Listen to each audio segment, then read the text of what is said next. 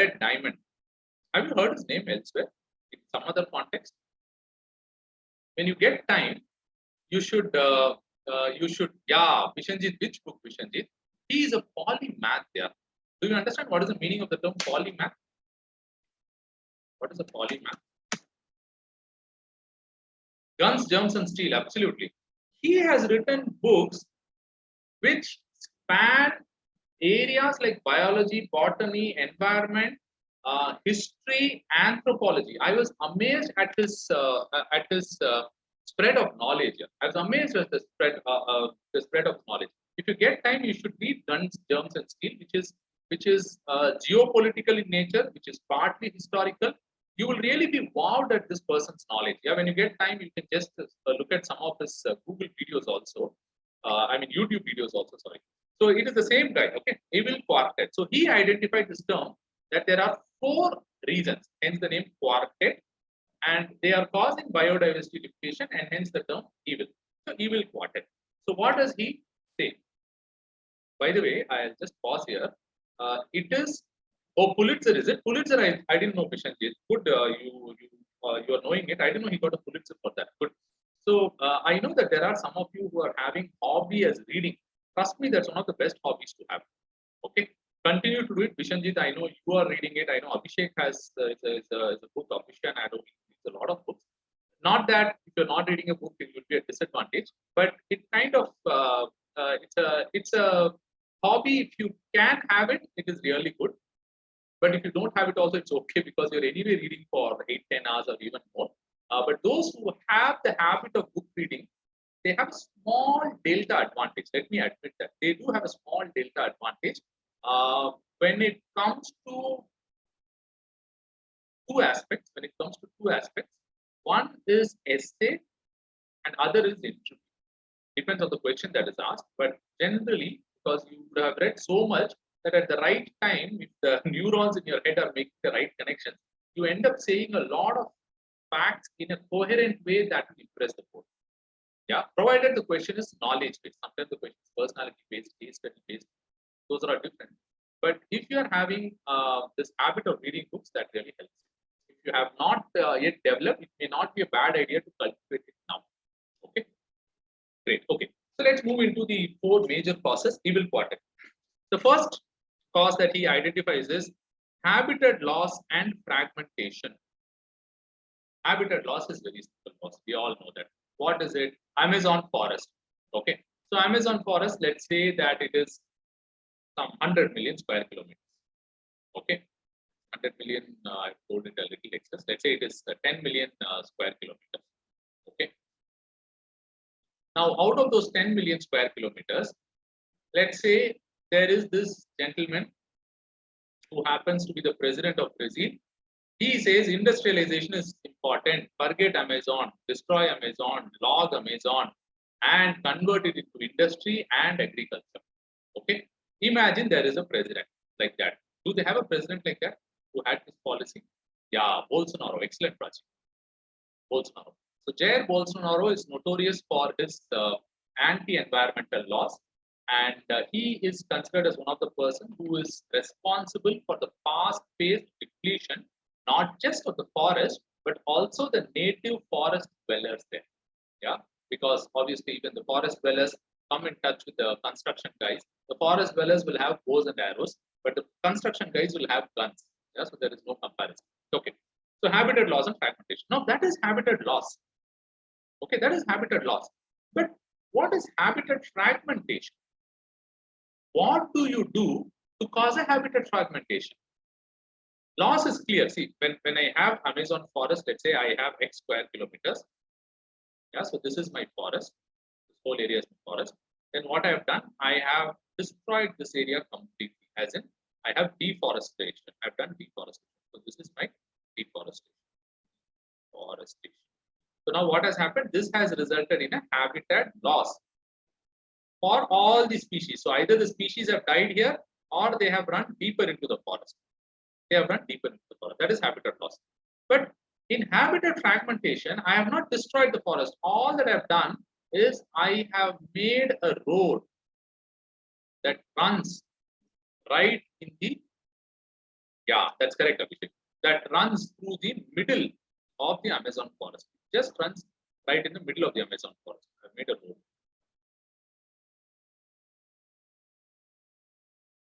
In terms of area of the road, let's say this deforestation was, let's say, 1,000 square kilometers was lost because of the deforestation. In this road, because of this road, 50 square kilometers were lost. That's all, because the road width is very small, no? 3 meters, 50 square multiplied by the length of the road. Okay, right. That's correct, Vishanjit. We'll come to it. Who is exactly going to have this problem? So this road is almost running into the middle of the almost in the middle of the forest. So this causing fragmentation. Fragmentation is problematic for all animals, for sure. But in terms of area that is lost or area of the forest land that is taken, it is much less than the habitat loss caused by deforestation. Okay, so in terms of area loss, it is not as bad as deforestation. But in terms of impact, it is equally bad. Now, why do I say so? There are certain forest animals which have a tendency to move from one part of the forest to another part of the forest. Let's say for drinking water. Yeah. And as a practice, these animals, they don't go alone. They go as a bunch. They go, they drink water and they come back. Now, suddenly, what do they see? They see that in their route of drinking water, there is a road that has come. So that animal is seeing some new things which it has never seen before. What is it? Vehicles. The animal is trying to ignore it. Okay, the animal is trying to ignore it. It tries to go. But we people are human beings. We're used to driving in the cities. So when we see that animal in front of the road, rather than keeping quiet, we honk. That is a natural habitat of all people who are in cities. No, one hand on the steering and one on the gear and always honking. Now, what animal am I referring to, which is maximum impacted by these kinds of road projects? Exactly, elephants. Elephants are most prone to habitat fragmentation, and you can understand why. Okay. Recently, in newspaper I saw, I don't know whether it was Kerala or Tamil Nadu, in one of those areas, the train had hit 3 elephants in the last week. 3 elephants were killed because they were crossing the railway track and this guy could not apply brakes on time. It happens very unfortunate all the time. And when they cross the road, people also get too excited. They make all kinds of sound. They, as I said, it actually happens. People honk badly. And imagine what if the elephant honks back? Yeah, you have nothing to escape. So elephant is one of the major reason for elephant is one of the major species impacted by fragmentation. Okay. Great. So this is on habitat loss and fragmentation. And typically fragmentation impacts elephants the most. At least that much you can remember, it is good for. The second one is overexploitation. Now, overexploitation of a species happens when does human being overexploit a species? When it has a very good commercial value. Now, one of the reasons why tigers, or if you have seen these pashmina shawl, for example, yeah. So when an animal is hunted, one of the major reasons is to get some gain out of it. What is that gain? Economic gain. So world over, certain populations of marine fishes is depleting very rapidly for the simple reason that there is a huge market for them. There's a huge market for them. Okay. Now, what is your view about Japanese? Generally, when I say Japanese, what is the image that comes to your mind? Let me ask this. When I say Japanese, what image, what adjectives would be used for Japanese? Very well cultured, exactly. Very well cultured, guys. Anything else?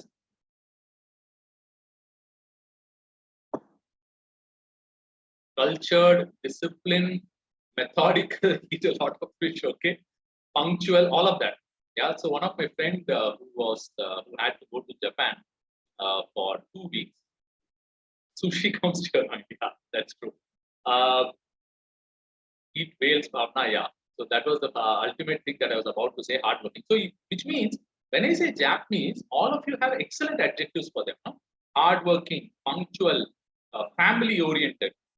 Now things are changing a little bit in Tokyo and other places, but overall they have been more family-oriented than Indians, as it is said.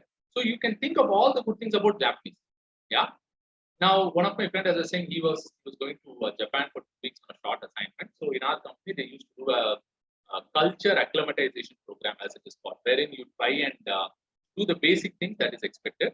So he said, Uday, the toughest thing I found was to keep bending at 90-degree, means almost like this. Yeah. So this is your leg and this is your body. So keep bending at 90 degrees and continue to be bent till that elderly person leaves away. Yeah. So they are extremely, extremely formal. Okay. Now, these hardworking, well-cultured, disciplined, methodical, generally good human beings who are pacifist in nature. Pacifist means they generally don't want war. They become very violent at the sight of a whale. They become very violent. So much so that 2-3 years back, they even walked out of a international whaling organization because the international whaling organizations was trying to put curbs on whaling. So if you look at the history of whaling, no, that is let's say 17th century, 18th century, when the European powers are big navies. At that time, all the European powers are big whaling powers, and even till date, Norway, Sweden, Finland, some of the Scandinavian countries are known for whaling. But the biggest or the most important whaling country is Japan. So their whale is a delicacy, and it has multiple uses. But the most important thing, the whale is a delicacy. So that causes over exploitation of some particular population of species. Okay, so far so good. So this is good. Third one, and from a current affairs point of view and from a maybe a prelims point of view, the most important part that one needs to remember is this concept of alien species invasion. Alien. When did you first hear the term alien, guys? Alien, where did you hear it? Alien? Space related, exactly. I Jadoo, koi mil gaya. So all of you have seen the same movies. Okay, so you are right. So this Jadoo itself is a what should I say, remake of one of these Hollywood movies. I'm not sure. I think it's the Steven Spielberg movie called Extraterrestrial. E.T. Capital E, capital E. Yeah, so that's the first time I also heard Alien, because when I was young, Jadoo was not released. So I saw the English version several years back, Extraterrestrial. How about things like Men in Black? So there also they talk some complicated concept of alien. Perfect. So alien means someone who does not belong to this place. Someone who does not belong to this place. So our general understanding of alien is someone who does not belong to Earth. Yeah, we are not talking of that alien here. I hope you are aware of that. We are not talking of that alien. Here, when we are talking about alien, we are referring to that species which is not native to that place, which is not native to that place. That is called as an alien. Now, alien means some species, alien species in the context of biodiversity depletion is not a species from a different planet. Okay, it's a species from a different ecosystem. Now, alien species, when it gets introduced in a new area, it can have two possible consequences. Either it continues to get used to that place and it does not disturb the native population. So over a period of time, it continues to become a part of the new ecosystem. Okay, that we are not worried about. In other words, that we are not concerned because that is not a reason for biodiversity depletion. Now, alien species, as long as it is alien, it is fine. But the moment it becomes invasive, still here no problem. Only alien species, no problem. Means you don't have to really worry. But the moment it becomes invasive, then it becomes problematic. Because what does it do? It causes harm to the native population. Invasive alien species. Yeah. So interestingly, I'm just observing that it has a easy to remember abbreviation. Invasive alien species. Something which all of you are aspiring for. Okay. Now, so that's the third part. Alien species invasion. The last one is co-extinction. Co-extinction is easy to understand. When we read the basics of environment, there is this concept called mutualism.